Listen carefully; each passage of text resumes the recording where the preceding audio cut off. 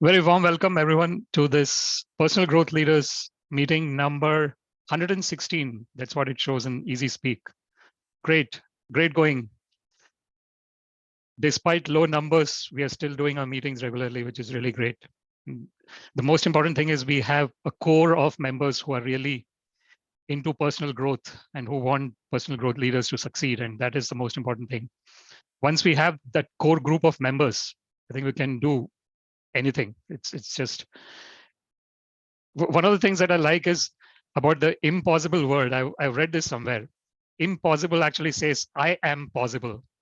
If you look at it in another way, right? I apostrophe M and then space possible. So impossible itself says that I am possible, right? So nothing is impossible.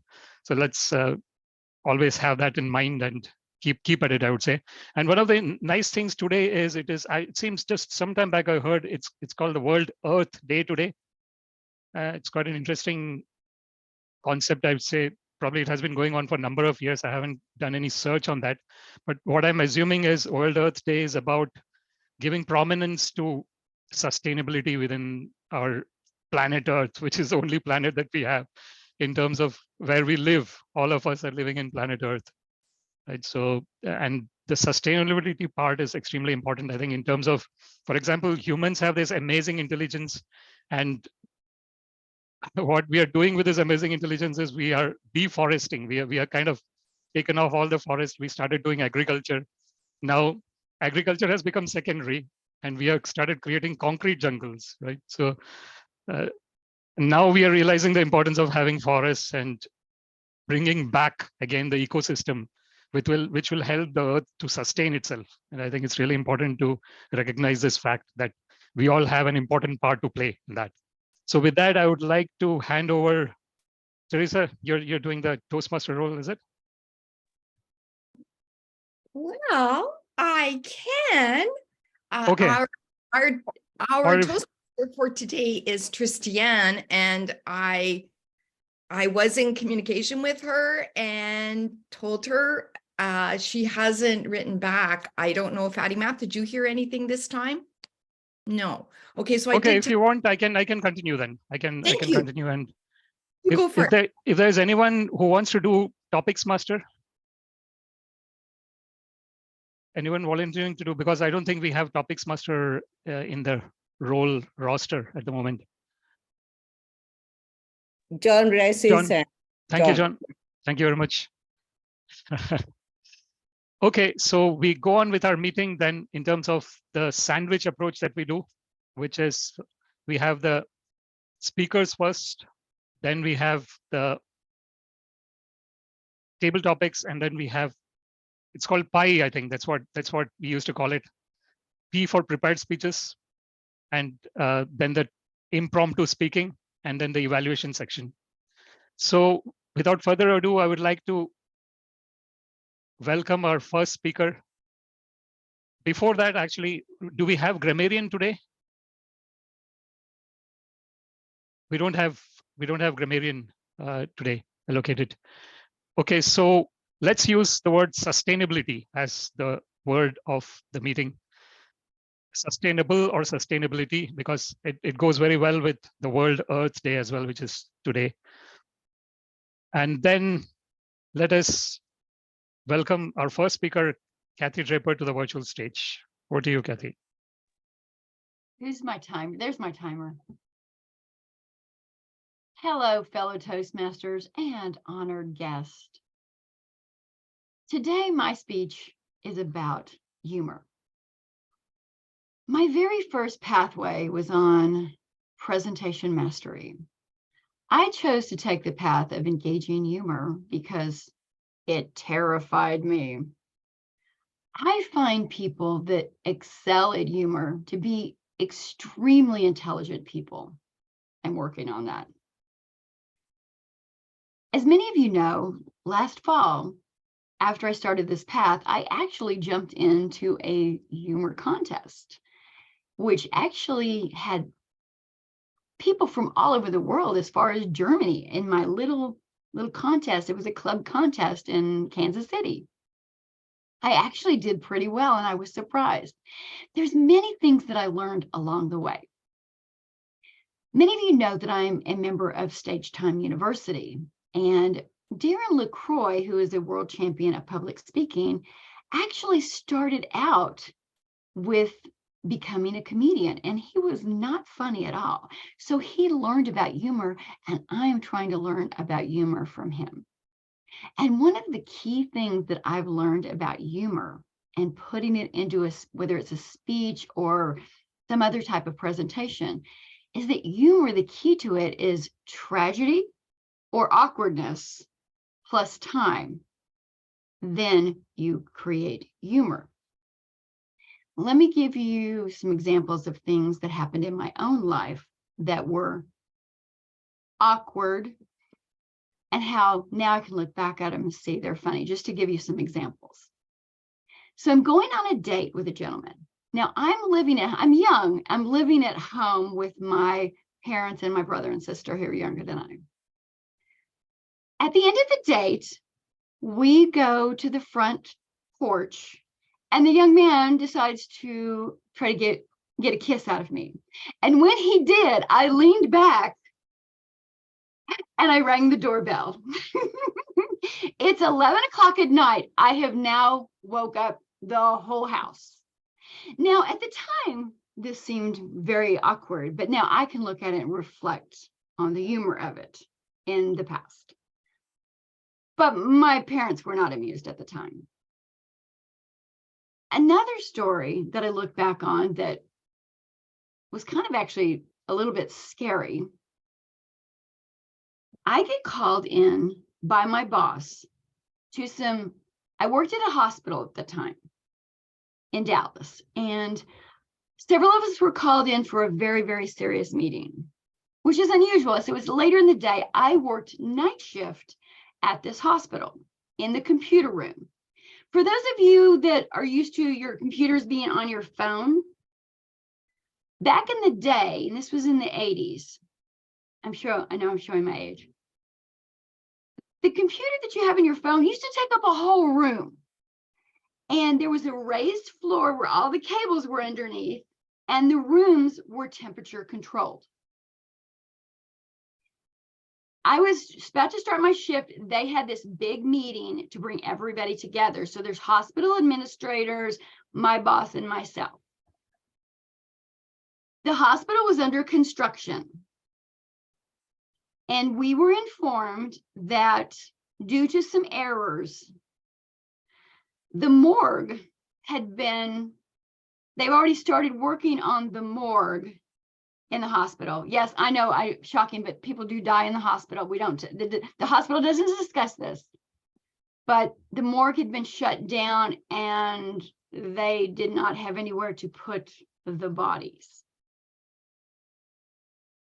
So the proposal was to put the bodies in the temperature controlled computer room that I worked at night by myself.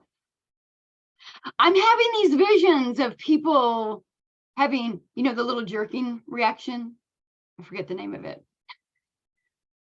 Every day I would come to, they did approve this, by the way. I wasn't crazy about the idea, but they approved it.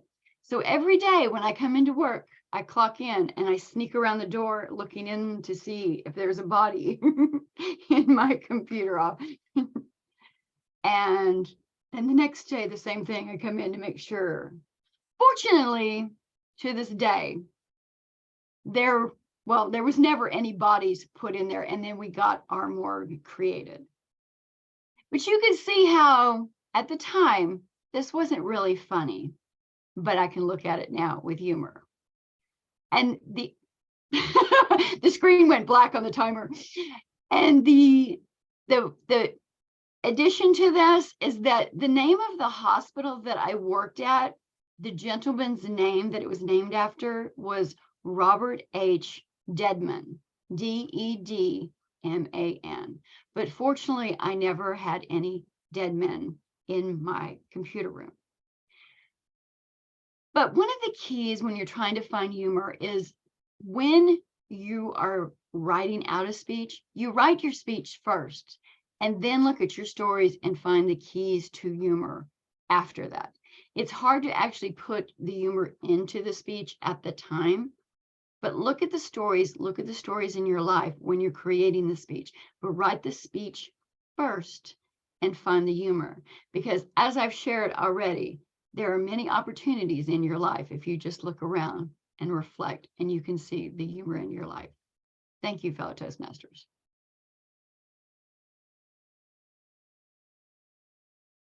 Huge round of applause to Kathy for the speech, which was entitled The Key to Humor. Thank you very much, Kathy. Now we go to the second speech of this meeting, which is by Teresa Carolyn. And the title of the speech is Whimsical Fate of Forward Thinking. Whimsical Fate of Forward Thinking, Teresa Carolyn. I find the great thing in this world is not so much where we stand as in what direction we are moving. This forward-thinking quote was said by a physician and poet called Oliver Wendell Holmes, and he said it close to 200 years ago. Fellow Toastmasters and most welcome guest, it doesn't matter, he says, much where we stand, but it does matter in what direction we are moving.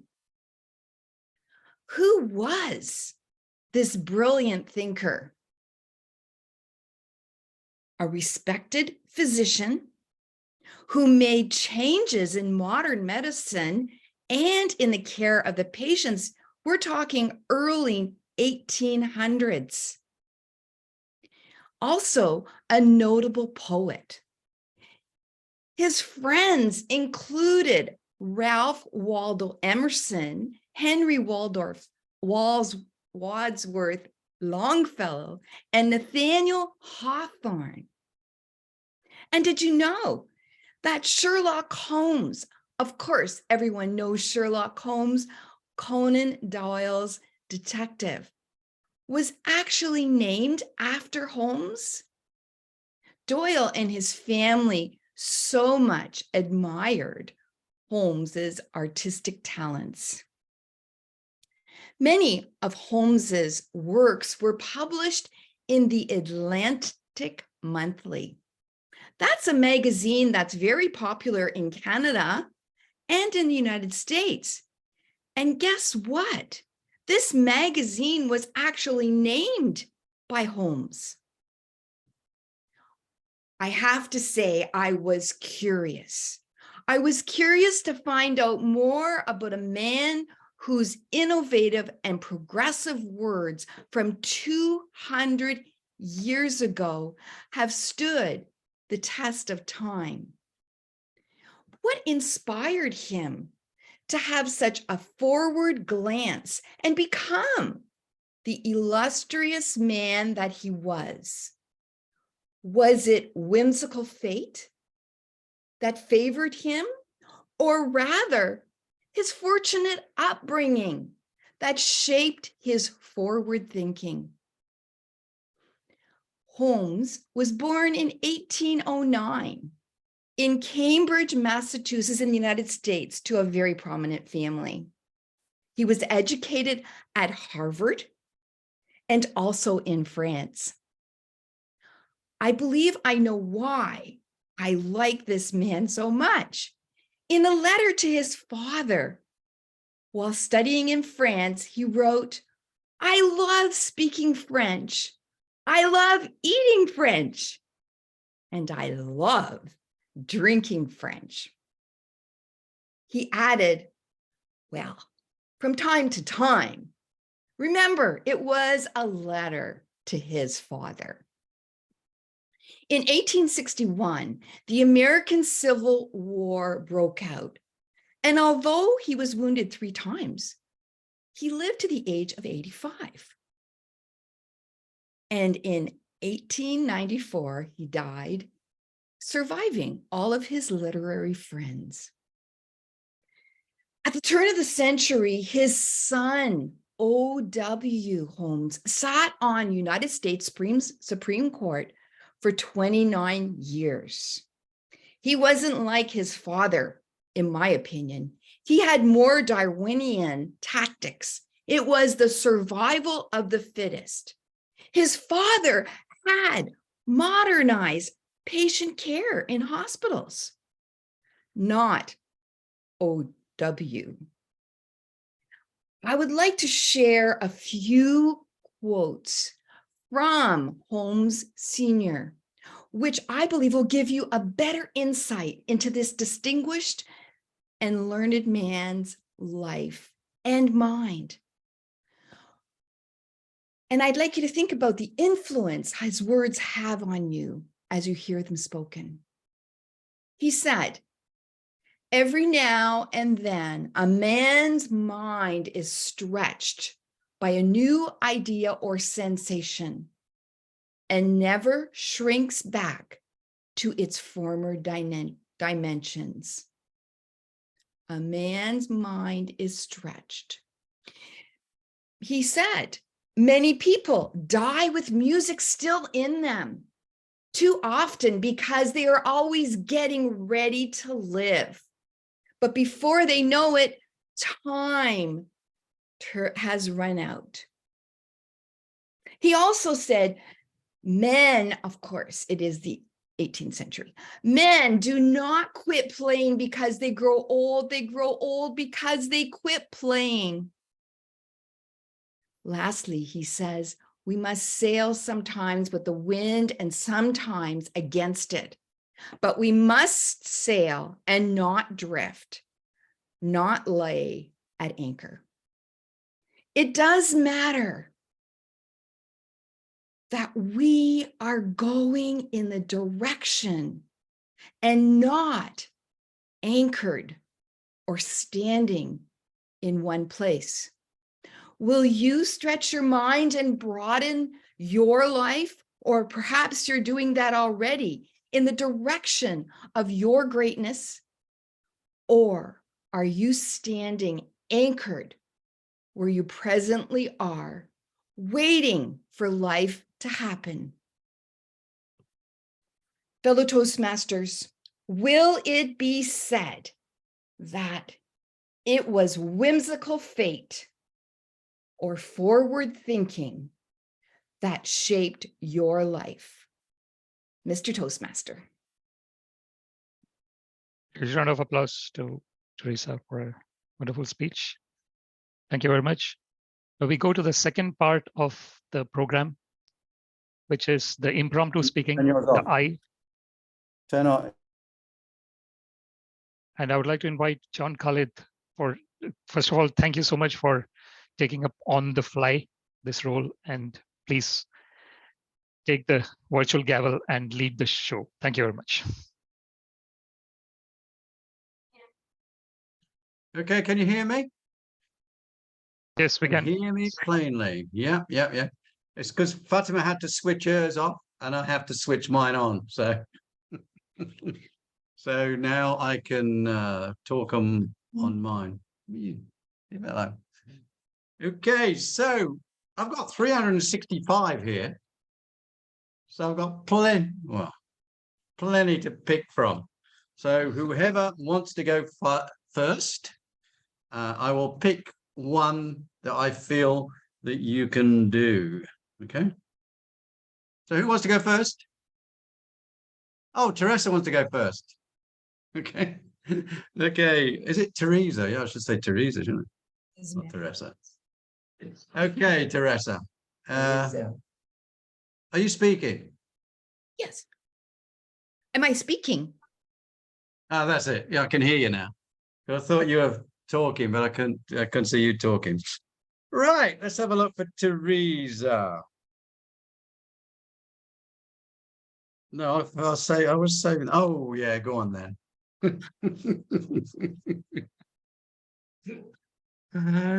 Right, Teresa. What's the best part of growing older? What's the best part of growing older? Over to you, Teresa. Thank you very much, Mr. Table Topics, for this question. It has to be sustainability. Honestly, growing older is being able to sustain this, well, I'm going to be very, what's the word? Bold. This lovely face and this lovely shape, which is not coming together these days. And also being able to live the life that I choose, using my mind for what I believe in, and for what I want to do in my life. And honestly, that's where sustainability comes in, because if I understand my life purpose, what it is I'm here to do, and I have a fantastic identity about who I am and what my values are, then the job becomes a lot easier. I can work then on myself, on the way my physical body, my mental beliefs, and also my physical environment.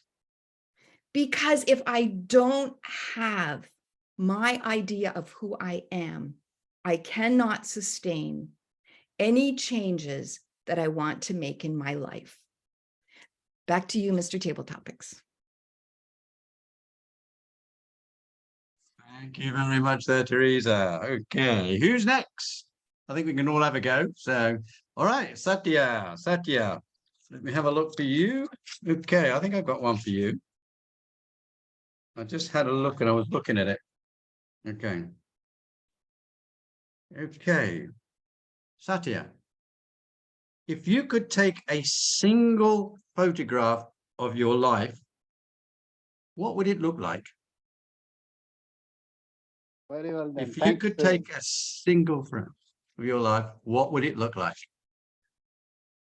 Thank you, John. That's an excellent question. What would I like if I were to take a single photograph of myself? Yeah, I would be a lean, thin boy. I remember one of the first photographs that my family had taken, because at that point in time, say about 1960s and 65, around that time, I was an 8 or 10-year-old boy. So, and the photographs were black and white. We were living in a rural area. We couldn't afford a camera. So somebody came by one fine day, and in front of my house, I was standing, and this gentleman took a photograph and he gave it to me after a couple of days. So I still cherish that photograph. I have it with me. I now remember how good were those days. The days I spent in my school, in my college, earlier days, the friends I had, the kind of camaraderie, I wish it could have sustained for a longer time, is what I think. It was really a good experience for me. Then of late, I heard Jim Rohn, one of the greatest authors and speakers, talking about people should look at doing 3 things in their life to leave their memories back to their next generation. If I were to leave back to my grandchildren and their children, you have to do 3 things. One is, invariably, you have to do a journal entries almost of every important event of your life. So somebody who comes by later, they read that and understand how the lives have changed and what are the struggles and issues, problems that we have faced, so that they can live in a better, sustainable way. Second thing he says is take as many photographs as you can, so that you can leave the memories by, they can look at how you look like. And finally, he talks about leaving the books that you read through. The older the book, the classics, you get greater lessons in life. Back to you. Thank you very much. Well done there, Satya. Okay, who's next?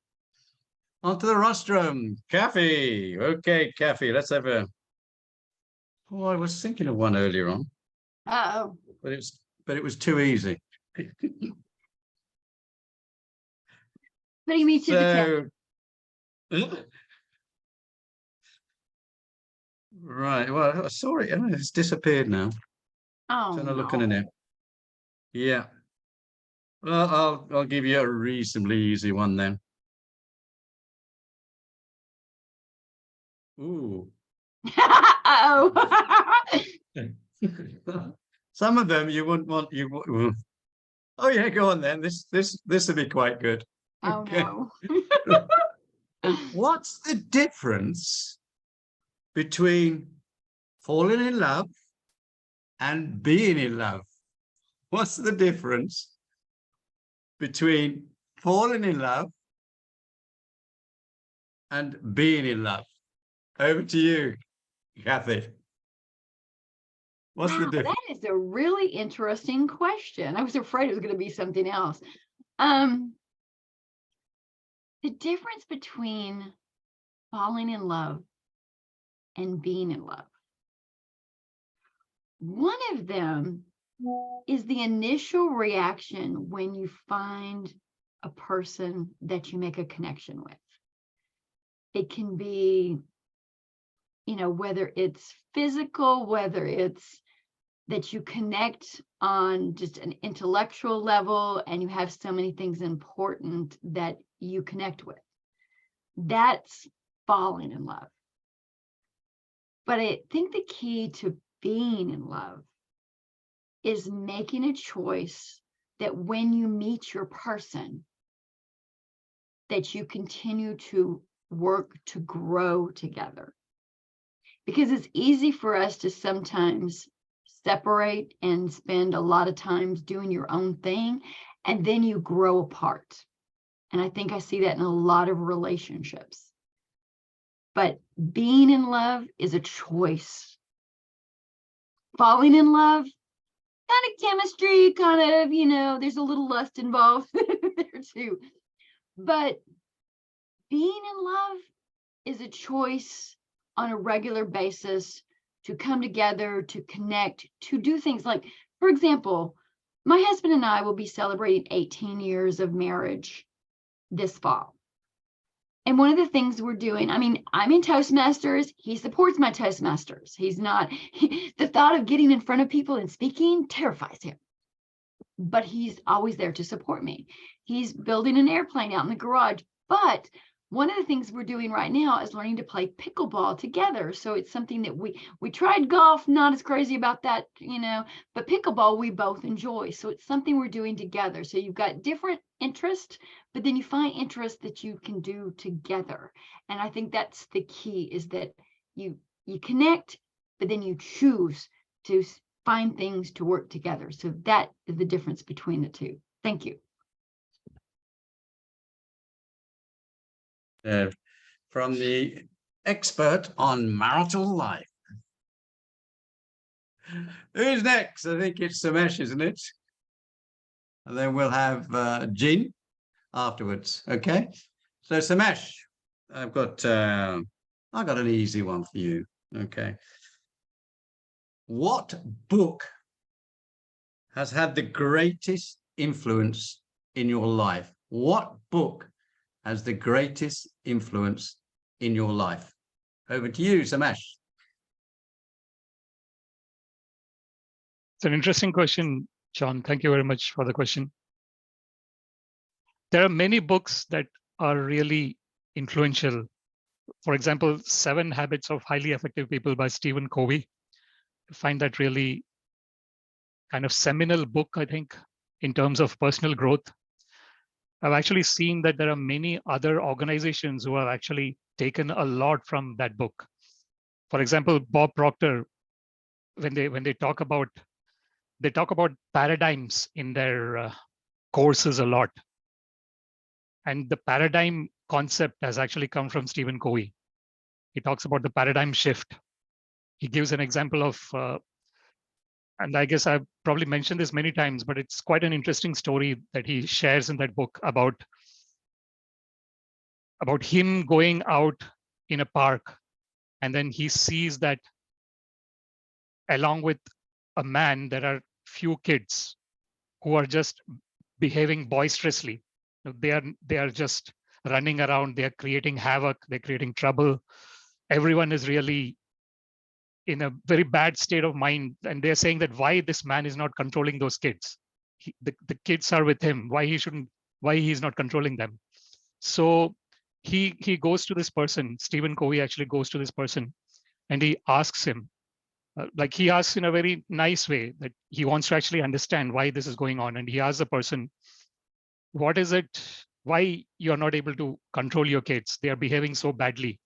So then he responds to Stephen Covey and he says that just an hour back, their mother passed away and I don't know what I should be doing. So immediately he says that there is a paradigm shift in terms of his perspective. He immediately understands now. Before he knew about the situation, his perspective was totally on an opposite spectrum. So I think it is very important to understand what our perspective is. And Wayne Dyer says very nicely, when you change the way you look at things, the things you look at change. It's a very simple code, but it has got so profound and deep meaning in it. So I think that these are the things that, so yeah, to answer your question, I would say 7 Habits of Highly Effective People, Stephen Covey. Thank you very much, Mr. Topics Master. I'll turn this on first. Yeah, thank you very much there, Samesh. I think we've got that book somewhere, haven't we? So we've got now our general evaluator, Jin, up to the turn. Let's have a look, Jin. Let's give you something to bite on. So, Jin, I did have one here. Okay. Who do you think of first when you think of success? Sex. What? I didn't say sex, I said success. Who do you think of first when you think of success? Over to you, Jin.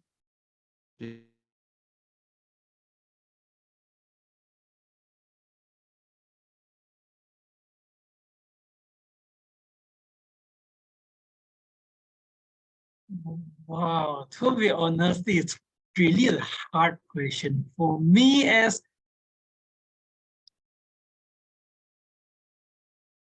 before this, I really didn't think of defining someone as my goal for the success. Before this, what I did is that I will watch the videos and read books to know like the definition of the success instead of finding a person as my ultimate goal for success. But since actually I'm still a student now, and my ambition is to become a lecturer after this. So I think one of my lecturer will be the person that I would like to follow if I want to define for success. This is because I really admire how the lecturers behave in his work. In the classes, he really taught us in a really professional way. And what I'm amazed is that for an 8 o'clock class, he will come to the class at 7 and spend 1 hour just to prepare before the class begins. And basically, when we got questions to ask him, he will answer our questions. And if he don't know, he admits it and try to figure out the answer. That is the lecturer I really admire of. And yeah, if I want to be a lecturer after this, I would like to follow his way and be as successful as him. So I think that's all. So back to you, Topic Master. Okay, thank you, Jin Wang. That's very good. Lecturer, that's good. Didn't expect that there, but that's a very, very good to emulate or try to emulate and become a lecturer yourself. Okay, I will now hand over to our Toastmaster of the day, Samesh. back to you. Huge round of applause to John. Thank you so much for giving us this varied range of topics, and you have selected topics for each of the people according to their personality as well, I would say. So congratulations on that. Now, thank you so much, Jin Wang, for helping us with the general evaluator role today. Huge round of applause to Jim for coming to our club and helping us with the role. I would like to hand over a virtual gavel, Jim, to you so that you can please run the final section of the meeting, which is the evaluations part. Thank you very much. Okay, thank you, Toastmaster of the day.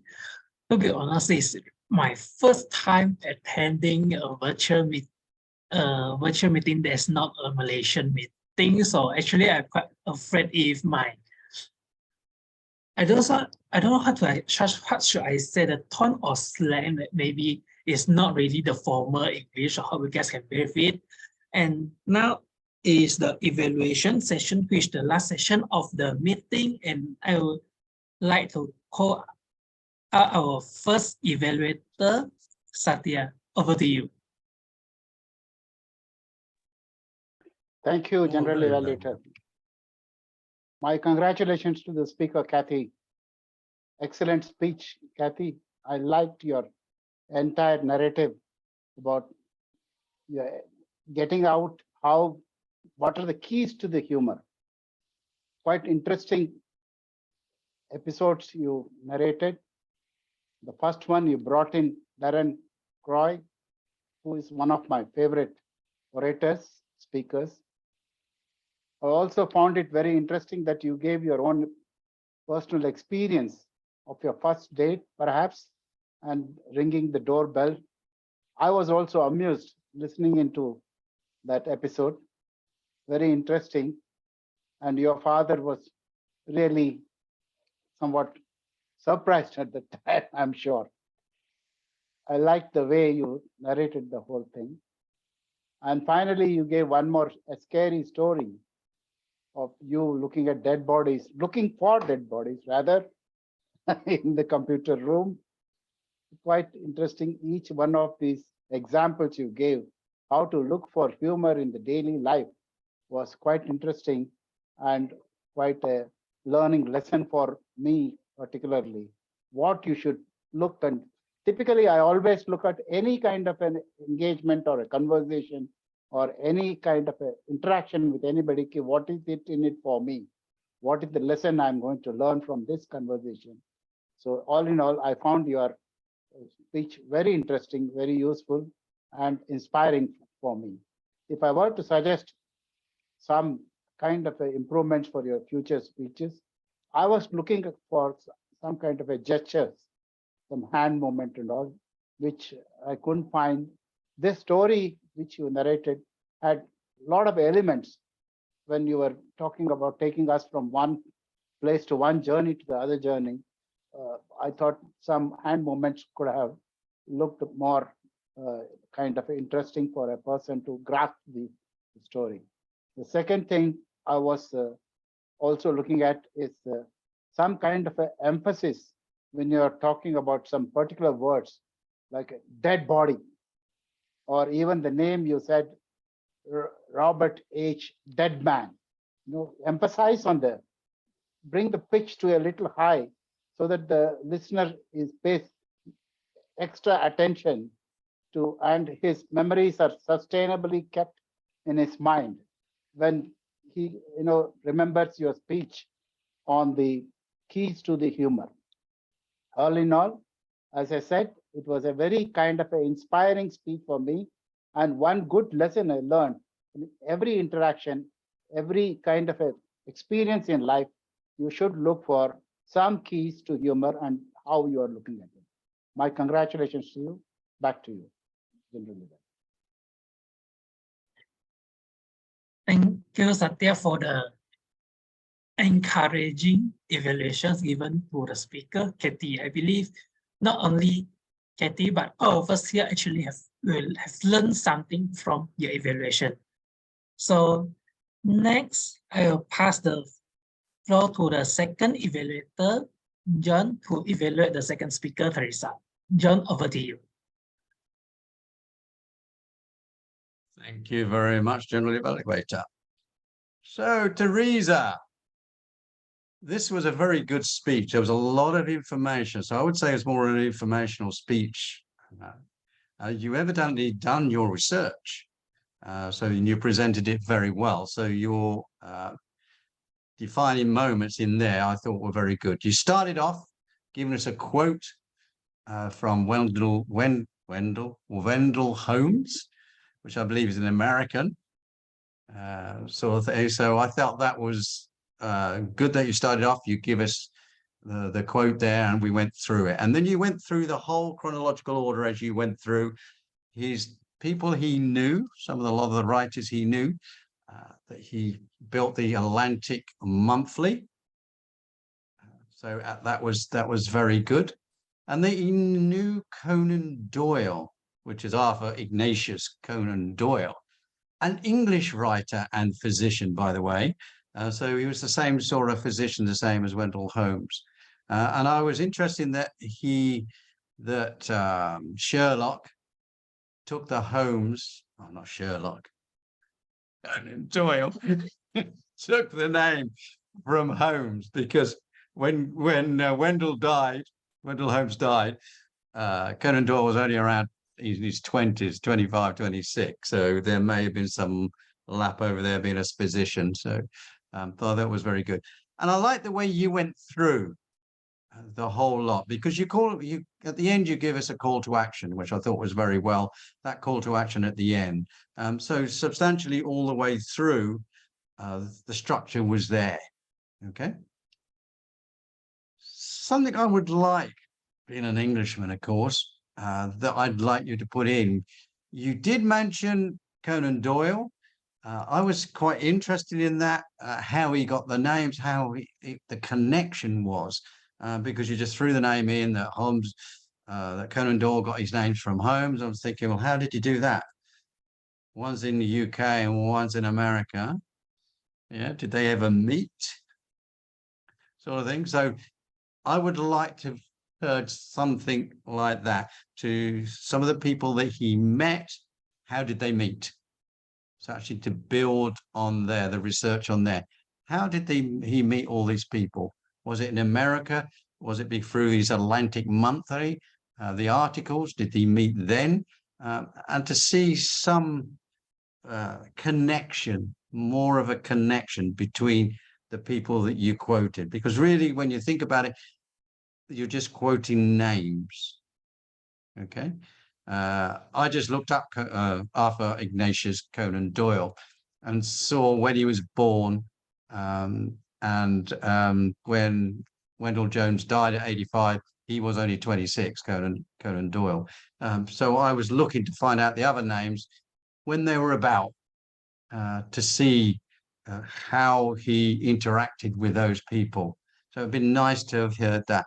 But I thought it was very good. There was a lot of information there. I like the way you linked in his High Court judge son being of a different person to actual Wendell himself. So I thought that was quite good. Again, you could have narrowed it down. Why? And we would have seen something like that. Why were they completely different, sort of thing? But apart from that, I thought it was very good. I'd like to see some more information, being English. I'd like to hear more about Ignatius Conan Doyle. But apart from that, it was very interesting and a very good speech. Back to you, General Evaluator. Okay, thank you, our evaluator, John, for the detailed information for the second speaker, Teresa. So now I think it's the timer report. So I will now pass the floor to our timer, Fatima.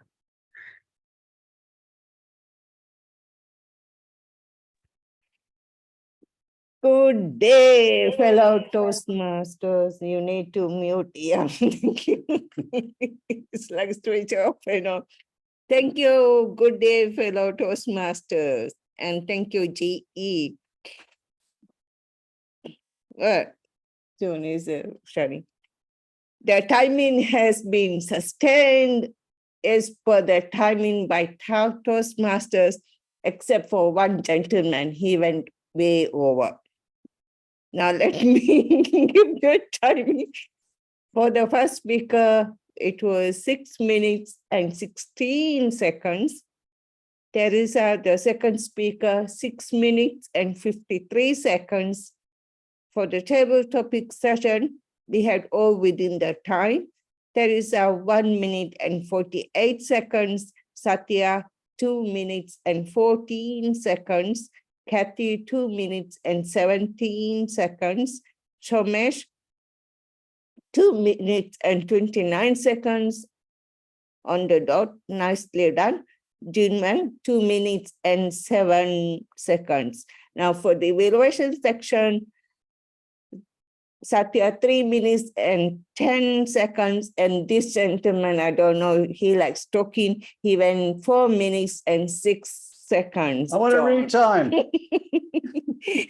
So all are within time and nicely sustained. Over to you, GE. Thank you. Okay, thank you, timer Fatima, for the L timer report. May I know, do we have grammarian and accountant? Thank you very much, G. In terms of the grammarian report, I think we have done a great job. We are an advanced club and we do a great job. I did not find anything incorrect done in terms of whatever grammar we have done today. So congratulations to everyone. Huge round of applause. In terms of the word of the day, there is a tie between two people here, Teresa and Satya. Both have used 3 times in different ways. So congratulations on that. And we have Fatima, who has said it twice in her timer report. So congratulations to Fatima as well. It's quite challenging, I would say, to think about using the word of the day and actually use it. So well done to whoever has done it. In terms of, yeah, I think one of the quotes that I found interesting was in terms of what Teresa was saying, when you actually go above a particular level you are in, you actually get that ingrained in yourself. I'm just paraphrasing it, but that was something that was quite thought-provoking, I think, because every time we go out of a comfort zone, we get into a level which we would not have been if we had not gone out of our comfort zone. So it's quite a thought-provoking kind of topic. And congratulations to Kathy on challenging and taking up this engaging humor and actually, informing us about Darren and the speech university concepts. So thank you so much. Overall, great grammar and congratulations to everyone on doing this. Over to you, G. Okay, thank you so much for being out. So take up one more role as a grammarian. So I think since we don't have any counter, so I will deliver my general evaluation report now. So first of all, I would like to start with the president, Somesh. Wow, it really amazed me that you are so helpful to it. Like when you see there are so many roles to be taken up, you not only take up the Toastmaster of the Day role, and you also took up the grammarian role. I believe it's really not an easy job to do this. Congratulations to you, and you have done all the job very well, and I could say that.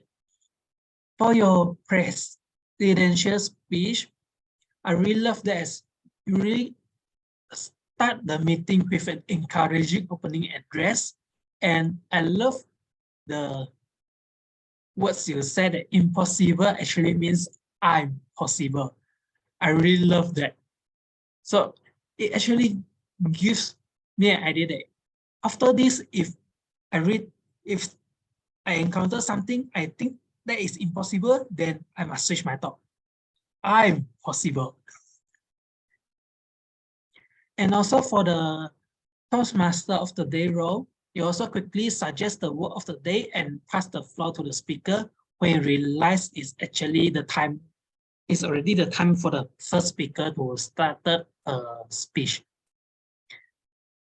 And grammar, for your grammar role, I really can sorry apply your active listening skill throughout the meeting. You're able to catch up all the word of the days being used for the meeting. You're able to catch up the good word or phrases used in the meeting. Congratulations again for that. So next is our table topic master and also the second evaluator, John. Again, a person who take up 2 roles at this meeting. For the table topic master role, I'm really amazed that you just took the role when the meeting starts, and until the table topic session, you are able to come up with so many interesting topics. And I believe all of us really enjoyed the table topic session just now. So one suggestion is that maybe you can type the topics in the chat box in case to let everyone to able to catch up the topics that the speakers are talking about. So one way you can do this is you may type your topics in the Microsoft Word first, and then copy and paste into the chat box, and it won't take so much time if doing this. And you will also have time to listen to the speaker delivering his or her speech. And for your evaluations, I really consider you are giving encouraging feedback to the speaker, and you also apply the sandwich method in your evaluations, starting off with the strength, and also offer some points of improvement for the speakers to improve next time. And you also did not forget to conclude your evaluations. That is really an excellent evaluation that all of us can learn from. And just a suggestion for point of improvement is the time control. Because just now we went over time by 36 seconds. So what you may do, next time is you may deliver your strength first. Then when you see the green virtual background shows, then you can directly enter the points of improvement. And let's say if you really have a lot of strengths and points of improvement to tell the speaker, you may also write all the things in the evaluation form, deliver some important points during the meeting, and give the evaluation form to the speaker after the meeting, so that the speaker can read all the evaluations that you give her. And next row is our first evaluator, Satya. Just now I observe you also give a very encouraging feedback, and same as John as well, you also applied the sandwich method inside your evaluation, starting off with strength, point of improvement, and also give a solid conclusion to your evaluation. Actually, the conclusion in the evaluation actually can help the speaker to motivate her to continue to stay motivated and determined to deliver a speech and continue to be more excellent in the Toastmaster journey. So by using the sandwich method, both of the evaluators really did a good job in the evaluation. And next is our timer, Fatima. I really love that you have give a detailed timer report for just now. And a suggestion is that you may give the timer report from the beginning until the end. For example, like when the meeting started and each of the session, like presidential address, took how much time, the Toastmaster of the day took how much time. And because the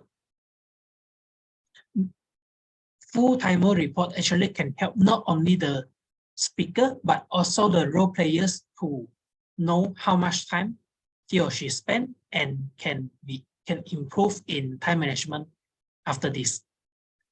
So I think that's all from the general evaluation report. So I really enjoyed this meeting very much, and I will now pass the floor back to our Toastmaster of the day. Huge round of applause to Jim Wang for giving a very comprehensive evaluation, very pertinent suggestions that we can try and include in our next meetings. Thank you very much, Jim. We'd like to actually ask you how you found our meeting today as well, because you're attending as a guest. Please do inform. Thank you. Sorry, I couldn't get a question. Just your personal impressions on, because you're attending as a guest as well. So personal impressions on Personal Growth Leaders Club. Okay. To be honest, I really quite amazed of the clubs, because everyone is so active in helping up the role, so active in giving speech. And for the table topic session, everyone, you also tried out the table topic. I really so amazed to see this, because in some meeting, actually, there are people who are afraid of trying out table topics because they're afraid of like saying something wrong, or they're afraid they don't know how to say. But in this meeting, I saw everyone is so active in taking out the seats for the table topic. It's really amazed me. Thank you very much, Jim. Thank you.